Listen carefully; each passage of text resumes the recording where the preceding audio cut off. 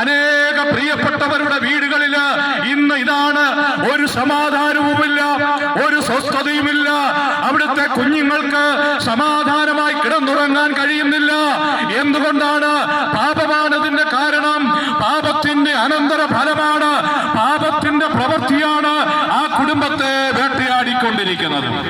ഞാൻ ഇങ്ങനെ പറയട്ടെ, എന്തുകൊണ്ടാണ് ഈ സന്ധ്യയെങ്കിൽ ഈ കവലയിൽ വന്ന് തൊണ്ട കീറി ഞങ്ങൾ ഇങ്ങനെ പ്രസംഗിക്കുന്നത് എന്ന് ചോദിച്ചാൽ, ഒരുപക്ഷെ നിങ്ങൾ പറയുമായിരിക്കും, ഇവന്മാർക്കൊന്നും ഒരു പണിയുമില്ല, വയറ്റിപ്പഴുപ്പിന്റെ സുഖമാണ് എന്ന് പറയുമായിരിക്കാം. നിങ്ങൾ എന്ത് വേണമെങ്കിലും പറഞ്ഞു. ഞങ്ങൾ ഇങ്ങനെ പറയട്ടെ, ഇതുപോലെയുള്ള രക്ഷയുടെ സുവിശേഷം കേട്ട് അനേക കുടുംബങ്ങൾ അനുഗ്രഹത്തിന്റെ കുടുംബമായി തീർന്നിട്ടുണ്ട്. ഇതുപോലുള്ള സുവിശേഷം കേട്ട് അനേക കുടുംബങ്ങൾ അനുഗ്രഹത്തിന്റെയും സന്തോഷത്തിന്റെയും ജീവനുടെയും കുടുംബമായി തീർന്നിട്ടുണ്ട്.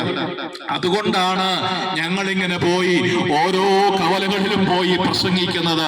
എന്റെ പ്രിയപ്പെട്ടവരെ, ഞാൻ ഓർപ്പിക്കാൻ ആഗ്രഹിക്കുന്നത്, ഒരു ഇസങ്ങൾക്കും നമ്മെ രക്ഷിപ്പാൻ കഴിയുകയില്ല, ഒരു വ്യക്തിക്കും ഞങ്ങൾക്ക് നമ്മളെ രക്ഷിപ്പാൻ കഴിയുകയില്ല, ഒരു മതങ്ങൾക്കും നമ്മളെ രക്ഷിപ്പാൻ കഴിയുകയില്ല. മനുഷ്യനെ രക്ഷിപ്പാൻ, മനുഷ്യനെ മാറ്റുവാൻ കഴിയുന്ന ഒരേ ഒരു കാര്യം, അത് ഇവാഞ്ചലിസമാണ്, അത് ഗോസ്പലാണ്, അത് സുവിശേഷമാണ്,